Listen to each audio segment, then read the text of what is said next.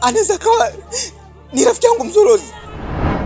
Ndio maana nilipopata ile kazi niliamani kushirikisha ndugu yangu, kwa sababu wewe ni mtu wa thamani sana katika maisha yangu, katika kijiji kizima hiki. Na utakapokuwa umepata changamoto yoyote, usisite kuja kuniambia. Ndugu yangu, nashukuru kwa hilo. Nashukuru sana, maana kuwa na mtu kama wewe kwenye maisha yangu ni kama vile kupata kitu cha thamani sana kwa ndugu yangu.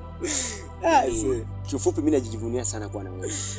Yaani najiona fahari sana katika maisha yangu.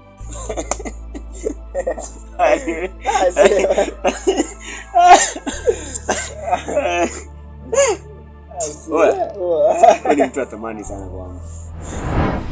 Hapana. Yeye hawezi kuhusika hilo. Au ni mke wangu?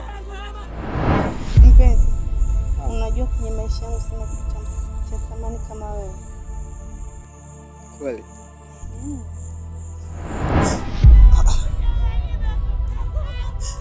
Au atakuwa ni mama?